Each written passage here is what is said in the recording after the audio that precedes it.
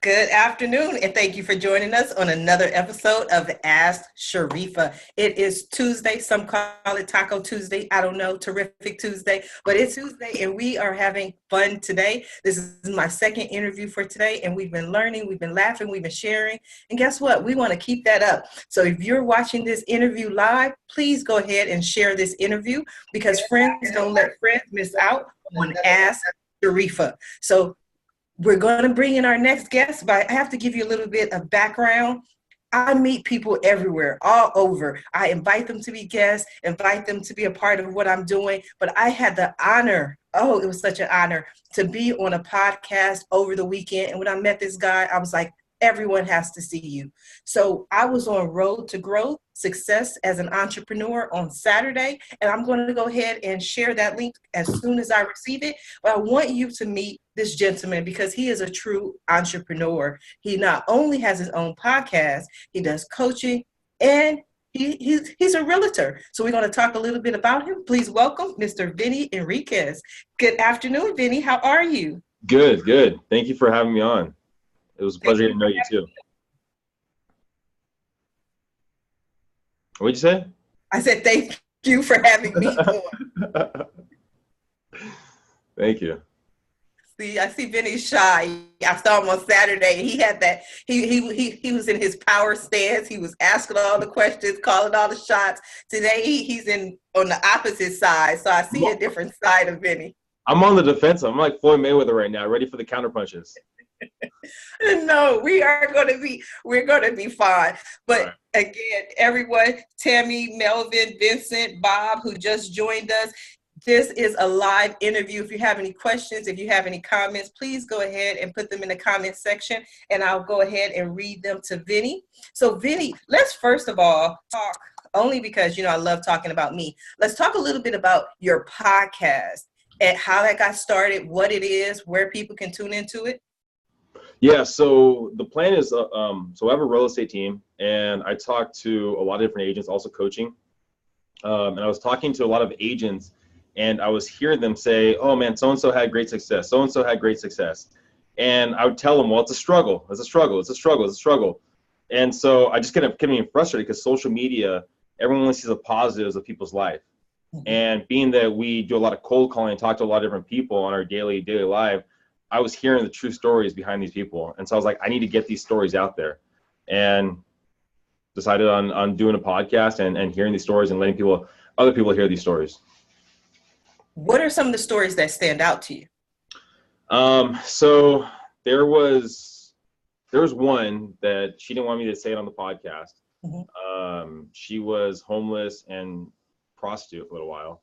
Mm-hmm. And she was able to get her life together and build it back up, and just getting out of the rut right there. Another one that was a month from being homeless. He was trying to sell his paintings.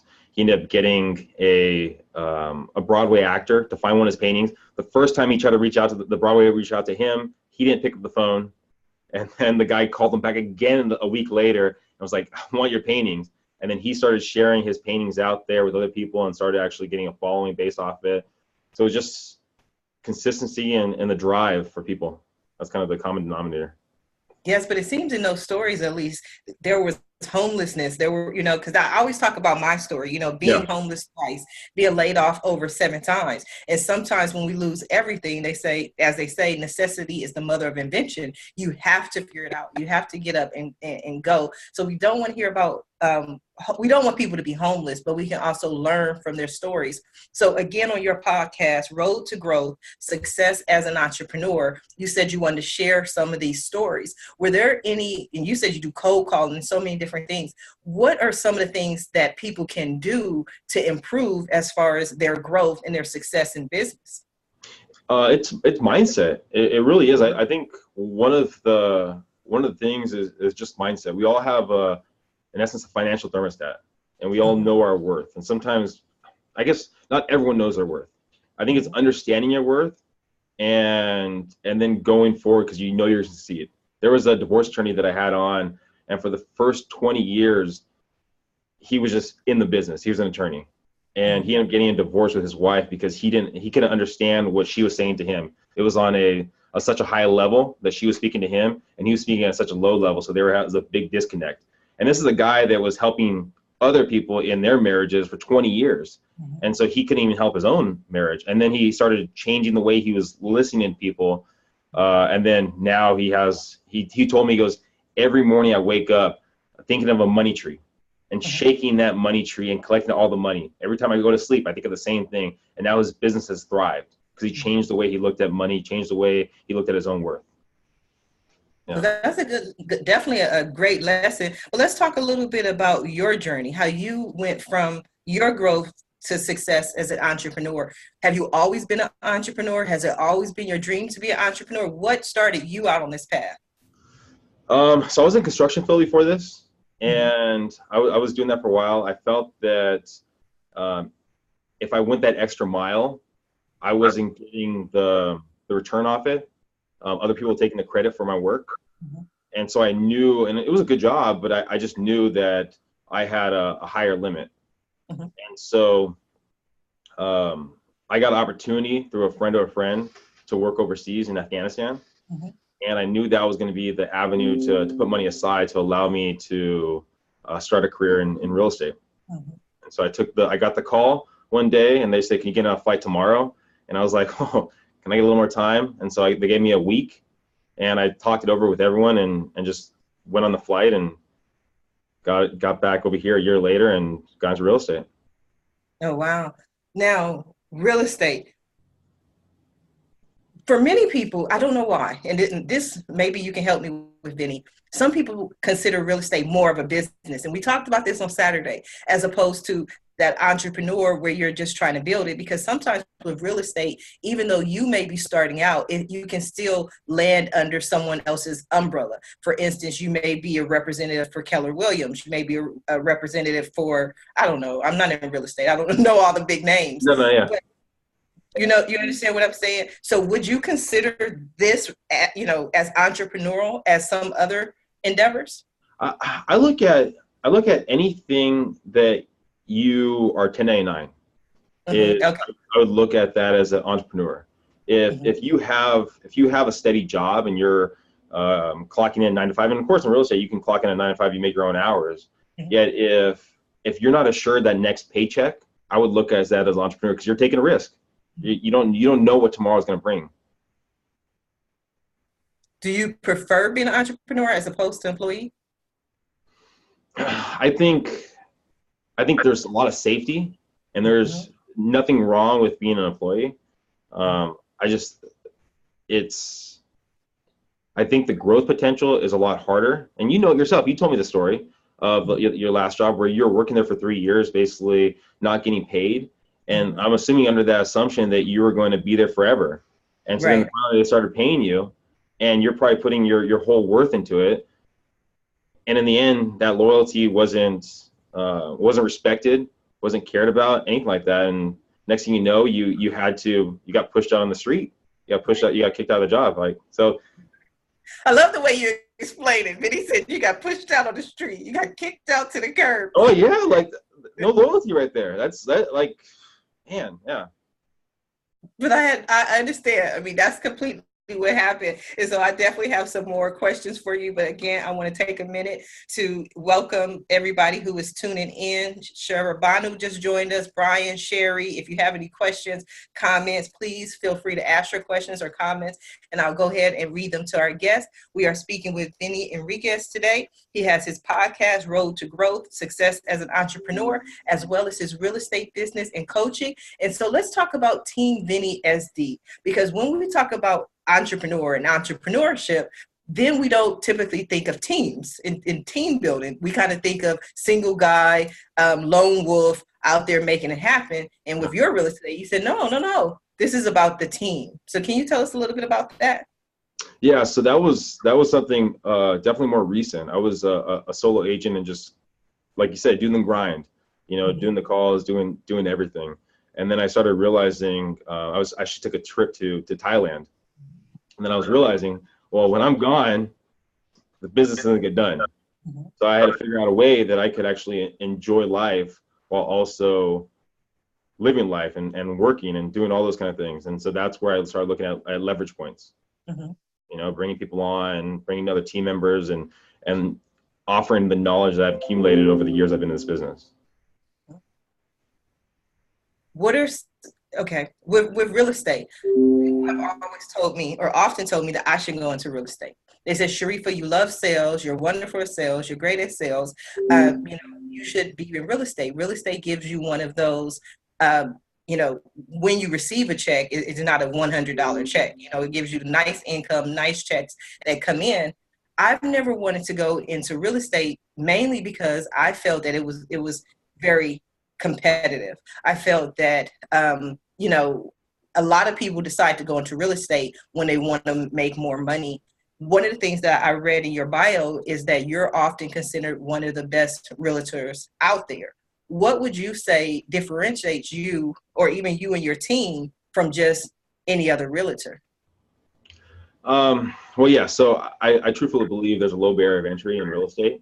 Mm-hmm. That most people, they'll say, okay, how is this person worth X amount of dollars on this one transaction? Mm-hmm. So there is, truthfully, a low barrier of entry.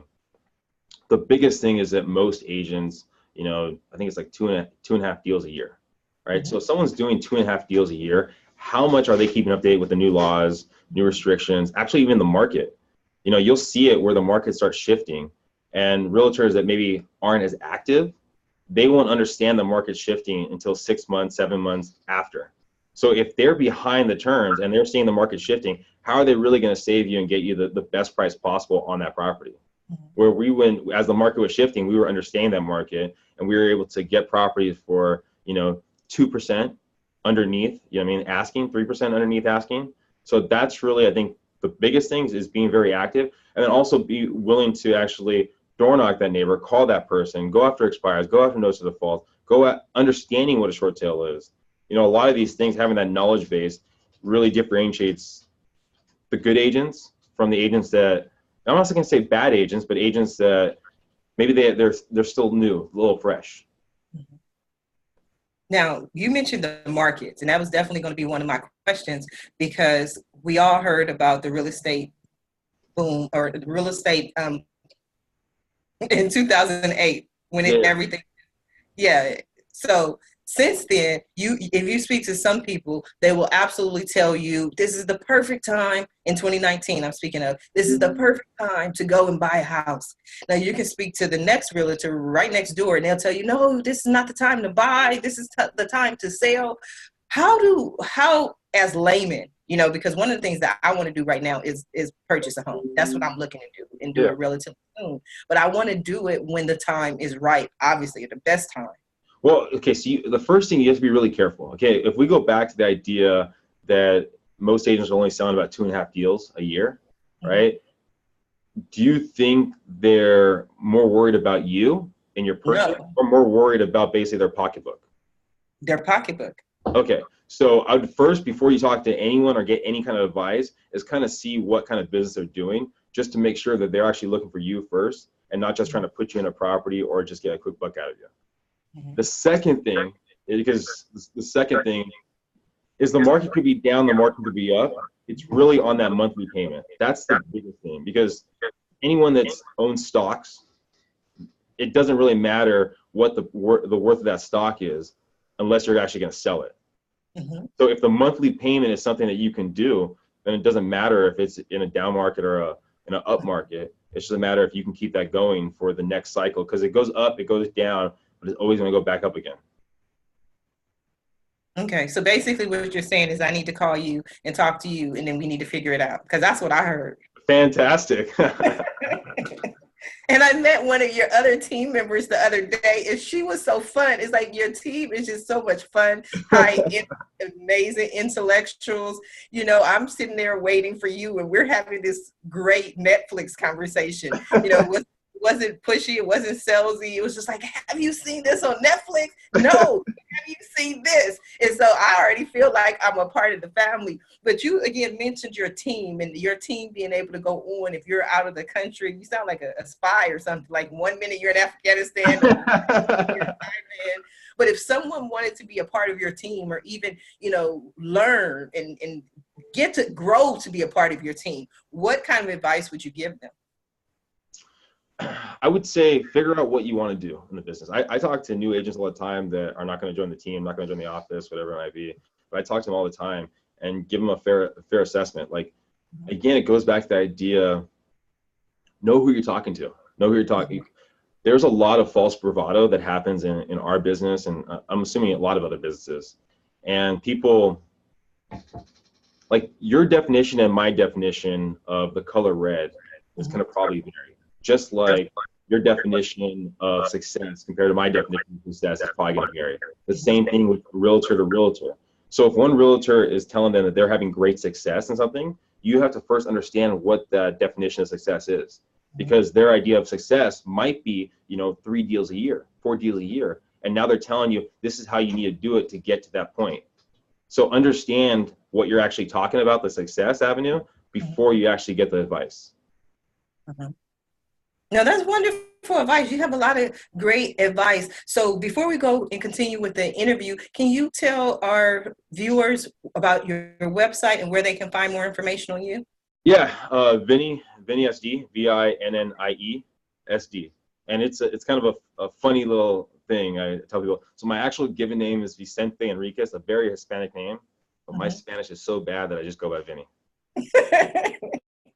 You're my cousin Vinnie. You my new cousin Vinnie. I love it. I think it's great. And I think I just talked Val up because we were sitting here talking about Netflix and us having a conversation, and Val says hi. So she just wanted to let us know that she is there tuning in. So Val just joined us. Tarika just joined us. Janice, people who are listening in the chat room. Vinnie is giving us so much great information. If you have any questions, if you have any comments, please feel free to make them in the comment section, and I'll go ahead and read those to Vinnie. Now, I love real estate. I love learning about the real estate, but for some reason, I'm still drawn back to your podcast. Maybe because that's the world that I am in. I love this whole idea of a podcast. I love the fact that you sit down with people. You look them straight in the eye. And when I did my interview with you on Saturday, it's like your eyes were looking at me and you were just basically saying, I'm rooting for you, Sharifah. I'm here with you. You didn't say anything, but I read all of that in your energy because you were just smiling just like you are now. And it feels great when you come into a place and you're vulnerable. And it's a lot different than when you do a podcast just over the phone.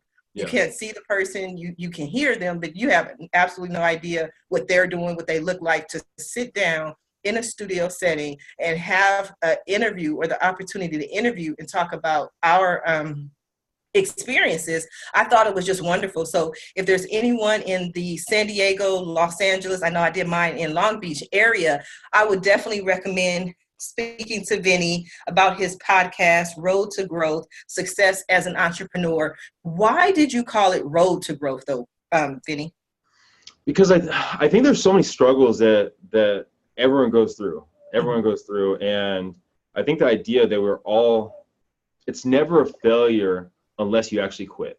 And so there's probably people that are listening now or people that started a new business and they're hurting. They're like, should I stay in this business? Should I quit this business? Should I close my store? And reality is if they learn from all those different mistakes and they keep fighting through it, they're probably going to succeed. And so no road is straight. There's always going to be some curves, always something windy, just like that. And it's just a matter of getting through that and fighting through and succeeding to the next level. Yes, but listening to you and your stories, and maybe I'm taking this lightly, but you said you were doing construction, you decided to go to Afghanistan, a year later you came back and you went into real estate. To me, it just seems like everything just happened, everything just worked out for you. What are some of the struggles that you learned from? I think the struggles is I was listening to the wrong people. So when I first got into real estate, I didn't understand who I was listening to. So people would tell me that they're having success, or they would tell me their limiting beliefs like, hey, this market is saturated, or this, you can't do this, or this can't happen. And I would start taking in these limiting beliefs. And anytime there might have been a little kickback on something, I would stop. So I'll give you an example. I was door knocking in this area, and I was an idea of farming. So farming is where you're actually continuing advertising or marketing to a certain area, and over time building a understanding that you're the market expert, right? So I was farming this one area, and I was door knocking in that community. Every realtor that I talked to was like, that market is so saturated. It's so saturated. You don't want to do it. You don't want to waste your time, so on and so forth. So I'm door knocking. The second time I go through the community, I get a listing off it, right? So I got some success off it. Now the third or fourth time, I'm door knocking the neighbor, the community. I'm door knocking a house, and I look 2 houses to my right. I see another realtor door knocking that door. And as soon as I saw that, I stopped marketing and farming that area, because that limiting belief, that idea that that market is saturated, basically jumped in, because I had that small little doubt in my head, and it won out.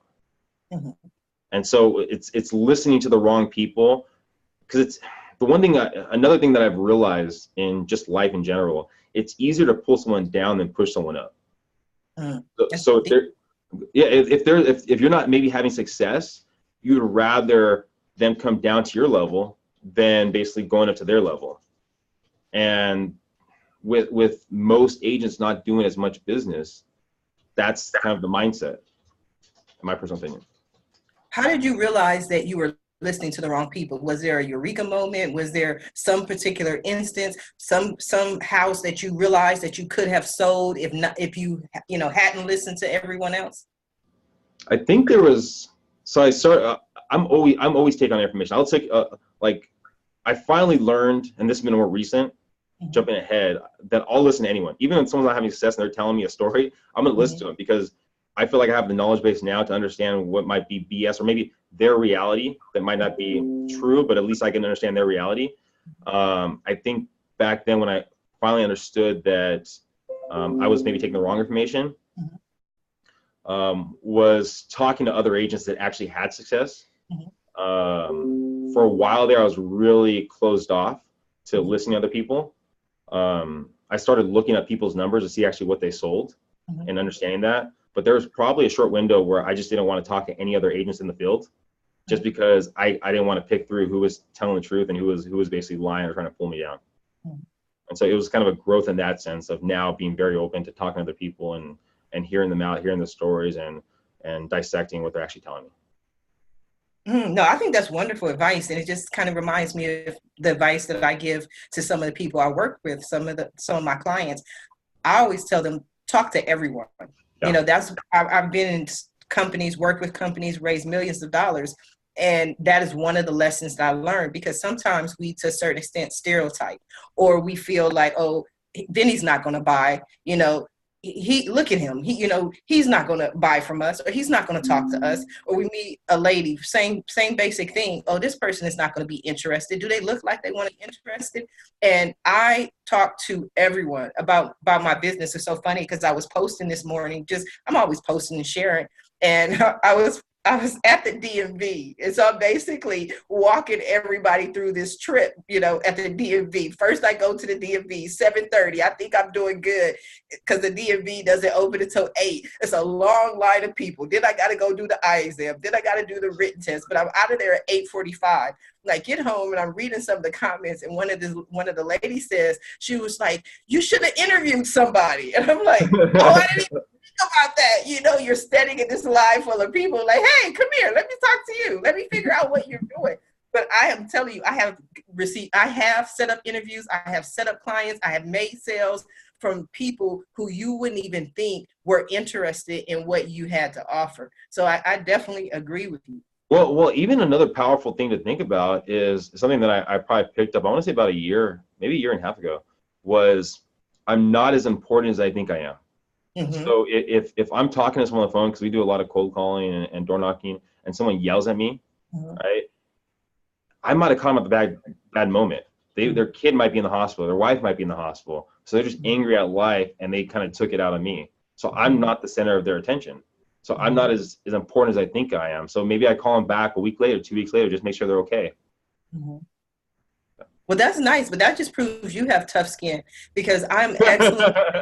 No, it does. I am excellent with sales. I love to sell. I have set sales records for some of the companies that I work with, but I always tell people it has to be an incoming call, because at least that expresses some interest in what I have to offer. And it's like, I guess there's an arrogance of, well, you called me, you know what I mean? You were interested. But when people cold call me at home and I hear it, I just hang up immediately. You know, I don't want people to call me. So if I decide to do cold calling, I'm like, oh, they're going to hang up on me. They're not going to talk to me. And I just, I can't. It's a limiting belief. It's a limiting belief. So I like, know. if I'm calling someone, right, and maybe they're not ready for it, right? Now it's finding out there's probably some need in their life that they put on the back burner because they're scared of it, right? And buying a home, buying a car, buying something like that is a big purchase.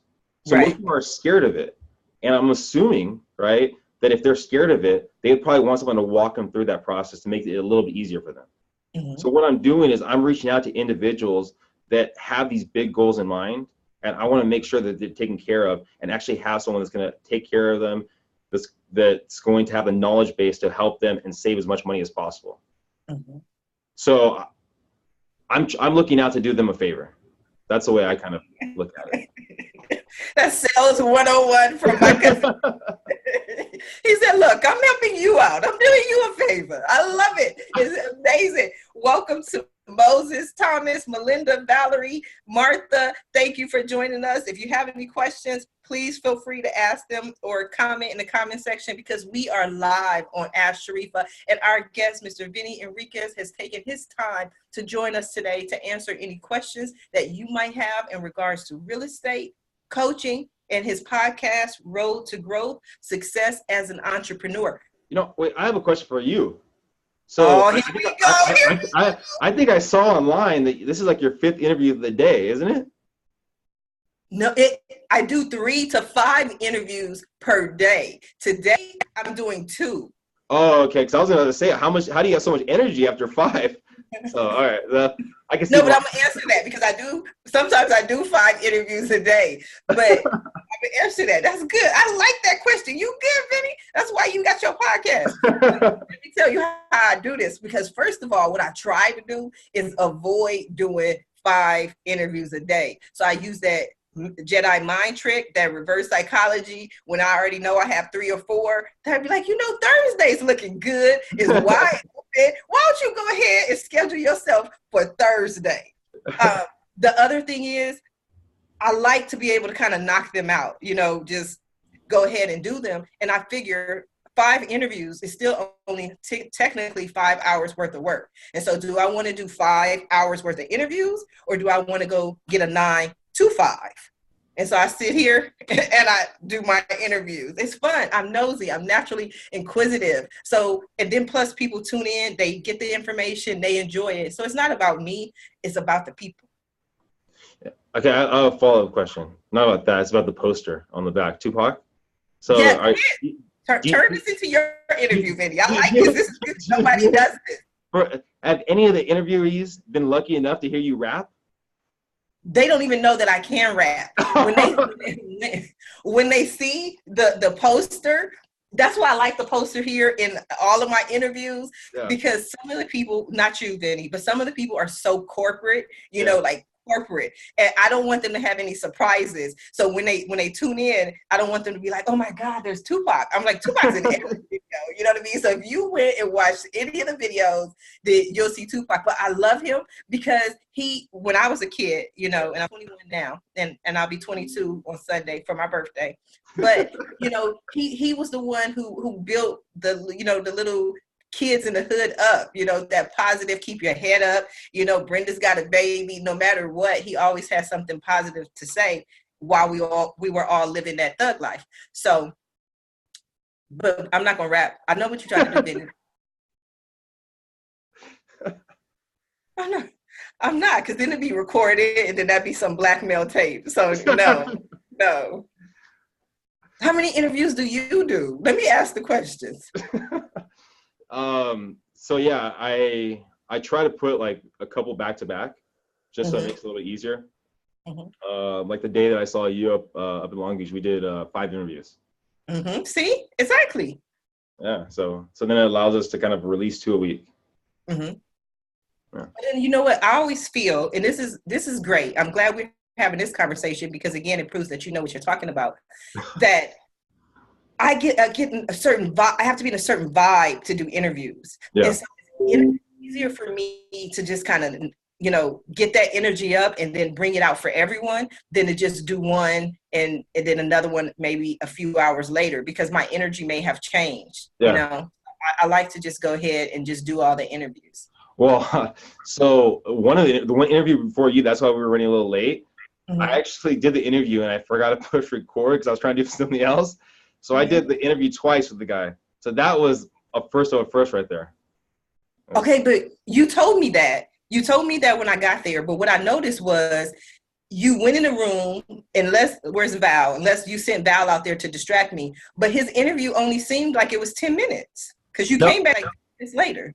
Yeah, no, it was like 20 minutes. Most of the interviews are about 18 to 25 minutes, somewhere around there. Mm-hmm. So I have a kind of like a set kind of structure that I kind of work it towards, mm-hmm. but that's usually to the extent of it. Yeah. What I loved about that, and this is one of the things that I learned, is I started my Blog Talk Radio in 2009.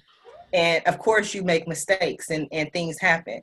So at first, back in 2009, I was paranoid about everything. I thought every interview had to be perfect. Did I say the right things? Did I cut somebody off? Did I interrupt them? Did I laugh too long? Did I laugh too loud? I had all these tapes in my head and I just wanted everything to be perfect. And then to a certain extent, I had this feeling that I really felt like, who am I? Like, who am I? You're a professional, Vinnie. You're a realtor. You have this team of people. You sell houses and I would be like, oh, who am I to ask him any questions? And after a while, to a certain extent, I got this like, oh, no, this is Ask Sharifah. You know what I mean? So I began to be more open about asking whatever I wanted to know if things happen. And even now, this is a live interview. I've been doing live interviews, and sometimes the one I did earlier was actually kind of funny with Larry Johnson. It was a great interview. Everyone should check it out. But his phone kept ringing. He's like, I tried to turn it off, and he's like, forget it. And he unplugs the phone while we're doing the interview. And this is Larry Johnson's second time on Ask Sharifah. And I was like, that's why I love you, Larry. Like, you just keep it moving. Things happen, as opposed to people who are like, oh my God, the phone rang. Can we start over? I'm like, no, there is no starting over. Well, the first thing is the surprise is that he had a landline still. That's the one surprise that I got. No, Larry was, I'm not even going to tell you, but look at it and you'll see. He was at least 70, so at least. So I know how you're talking about, like, who am I to ask this question and so on and so forth. Like, one of the things that took me a little while to be okay with, and from real estate, I used to run in college, do a college TV show. So mm-hmm. It was like an interview process, so on and so forth, and like we do like little skits and so on. And the one thing, I was so embarrassed by my voice. Like, I was so like, oh my gosh, I had to listen to myself. Mm-hmm. And so that's one of the things I had to overcome to actually do these interviews when I hear myself on the podcast. I've heard that from more than one person. I think a lot of podcast people have the same thought. And you overcame that, Vinnie. I've never overcome that at all. I don't like the sound of my voice. Oh, no. I don't. Like, sometimes I'm like, oh my God, you sound so loud. Then other times I'm like, oh, you sound screechy. So many different things. To this day, I do not listen to any of my interviews, any of my podcasts. And it helps in two ways. Number one, I feel free when I'm doing it. I don't feel like, oh, when I watch it later, I'm going to pick it apart. The only thing that I do is when I download the interview, I push play, make sure we have sound. Okay, I heard you. I heard myself. We caught the sound. So after that, I'm not listening to the whole interview. But what's your perceived negative on your voice? I'm all over the place. It can be high. It can be low. I laugh. I don't. Let's change the mindset of it. How many people out there do you know that have no energy, that are just bland people? A lot. People out there, right? So your voice offers character. You offer excitement. You change it up on people.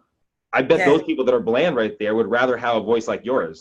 So let's just change the way you look at it, and things will change. I love this. This is great. This is why people tune in to Ask Sharifah, because you never know where we're going to go, what we're going to talk about. I'm getting my therapy session right now, so I can change my mindset and think about it different. I'm still not going to listen to my interviews, but it's not only that mindset, is that I'm a perfectionist. When I got married, right before my wedding, I told my mother-in-law, I told my whole family, I said, if anything goes wrong with my wedding, I'm just going to cry. I'm going to fall apart. And everybody's like, no, it'll be okay. So I got married. Everything went wonderful. I was so happy. I was so pleased. And I was like, oh my God, thank God everything worked. Okay. The next day or after our honeymoon, we come back, we go over to my mother-in-law's house and there's family there. And they started telling me some of the things that went wrong during the wedding. One of the things that happened is when they were trying to open the champagne bottles, somebody literally popped the champagne bottle and broke a window.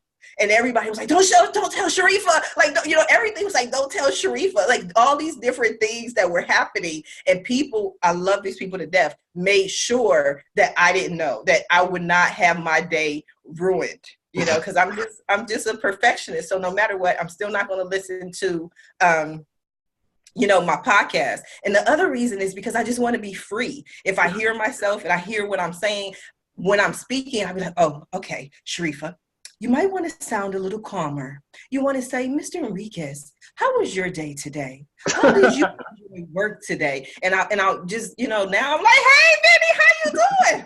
You doing? No, I'm seasoned. Back to you. See, I get off and I start talking and going on tangents. I want to talk about you, your business, what you want, what you're looking for. We got all these people. Malcolm just joined us. Daryl just joined us for your business. Like, what is the ideal thing that you want people to be able to take away from your interview? I would say that if someone has a question or a need of anything to do with basically the front of a house to the alley, any kind of questions, to give me a call or give my team a call. We're based out of San Diego, 858-345-7829. That's my direct line. If they're not in San Diego and they're in another area, we talk to a lot of different agents out there. And so we have good connections in most areas. Now, sometimes in these small little towns, we might not have a good connection there, but most towns we do have some kind of connection and we can kind of steer you in the right direction. So if there's any kind of need, or if it's an entrepreneur, I love hearing stories. It empowers me. It makes me feel so strong when I hear these stories of people and how they've overcome adversity. So I would say one of those right there would be the ideal person to reach out to me. Okay, so let's have that number again, please. 858-345-7829. Okay, I love it. And I love the stories of overcoming adversity, which you talk about in Road to Growth, success as an entrepreneur. We gave your website address earlier. Please give your website address again. It's Vinnie, VINNIESD. We've also had on the podcast short sale negotiators. So if you're in a town, California more than likely, but you can listen to that so understand what a short sale is. We've had people that have done granny flats, kind of understand that out. What they did, granny flats? Yeah, granny flat, where you can basically build another property in the back of your house and put your mother-in-law in there. Okay. I used to do for about 10 years. My mother lived in the back house, in the front house, and I lived in the back house. I didn't know it was a granny flat. I guess I was granny. You're great. Yeah, they didn't want you in the main house, huh? No, she did not. She did not. Too many parties. That's a whole nother story, though. So yeah, I would say those would be the two biggest things. If you have a great story, I'd love to talk to you. That's the biggest thing. If you're traveling to San Diego and just kind of curious about the area here, feel free to give me a call. If you're military, there's some good avenues for you too. So yeah. What do you think about buying homes in Southern California? And the only reason I asked that is because I was told that California is one of the worst places to purchase a home because you just purchase it and you don't own the land. And I've always said I wanted to retire and move to Texas on a piece of land. And I want my nearest neighbor to be in a completely different zip code. And so I want a nice piece of land. There's not a lot of land, especially, here, maybe unless you go to Lancaster or Palmdale. But what are your thoughts on that? It matters what your end goal is. It matters what your end goal. I take it back to the simplest thing. What's the monthly payment? If you're gonna be paying rent, then what's that monthly payment? Now maybe you're buying a property cash, and most people probably don't have the capacity or the ability to have the cash to buy a property outright. Most people have the ability maybe to put 3.5% no money down, 5%, 10% down, and then the rest of it monthly payment. So the biggest thing is that monthly payment. And if you're already going to live in the area and you can make those monthly payment comfortably, then it really doesn't matter where you buy the property, in my personal opinion. No, I love it. I think that's a wonderful. So any last questions for me, Vinnie, since you opened up with the questions? You got questions for me before I let you go? What pushed you into this field of actually Ask Sharifah? Were you getting a lot of people kind of already asking you questions, or were you getting a lot of stories, or what brought you on this path? What started Ask Sharifah is when I built my first website in 1994. And when I built my website, people wanted me to build a website for them. When I started online marketing and I got to the top of Google, page 1, position 1, organically, then everybody was like, I don't want to be at the top of Google. And people would always ask me, especially, back in the 90s, because this was the wild west. There was this frontier that not many people understood, and they didn't even know what they didn't know. So they needed somebody to walk them through this process. And so because people started asking me a lot of questions, I launched Ask Sharifah Radio in 2009, and I would answer questions from business owners Monday through Friday, 8 a.m. to 9 a.m. every day. And so even now to this day, I get the majority of my business through referrals, whether it's to my PR company, In the News PR, whether it's to the interviews or the consulting on AskSharifah.com. I get it through referrals. And the majority of the people, no matter what, they call me and they say, I don't know what you do, but Vinnie said, Ask Sharifah. And I always like, okay, well, let's talk about it. Let's figure it out. And so that's how I Asked Sharifah, which is something that people kind of gave me because they like, we don't know what to do. Let's ask Sharifah. Well, so we all know that you have about 5, 6, let's say 50 companies, right? What's the next goal for Ask Sharifah and this brand? Let's say we're talking in a year from now or 5 years from now. What's the next goal? Well, don't be trying to tell all my secrets. I can't tell you all my secrets. But I have my television network, which is Crossroads TV. And being that I have my television network, I have access to a lot of relationships. I have access to the major networks and access to distribution. And so, especially with my partner, Marvin Williams, who is really just the man. He's amazing. He's incredible. He's able to pitch Ask Sharifah and the Ask Sharifah show to a lot of networks and for distribution. But you need something to pitch. And so he was like, you got to create content. No matter what it is, you have to be able to show that you have the content. And so people can look at the content, and then we'll be able to turn this show, Ask Sharifah, with my guest into Ask Sharifah show that's on television and on the major networks. So that's my next step, which is, again, why I'm raising money for the company, but also why I'm doing a lot as far as being able to produce my own content. I released the book, Signs You Might Be an Entrepreneur, How to Discover the Entrepreneur in You. And so I'm taking the resources from the book, from the PR company, from the consulting, from sponsorship opportunities. So again, Vinnie, I welcome you. If you want to be a sponsor, go to AskSharifah.com and take a look at our sponsorship packages. But we're taking those funds to produce the content that I want to pitch. So the content that you're going to have on there is going to be mostly interviews? It's going to, it's my style, the interview style, Okay. But it's just in a TV show format. So I haven't decided yet whether it's going to be able to, I'm going to sit down with them or how I want to do it, but I have to be able to show and prove that I can hold my own on a show. Okay. So are we going to mix in there every 30 minutes of the day, Ask Sharifah rapping? We might. That depends on if it's ratings week. You know what I mean? Yeah. if it's ratings, you know what I mean? I have to rap, I have to sing, I have to do whatever. I might cha-cha. Y'all don't know.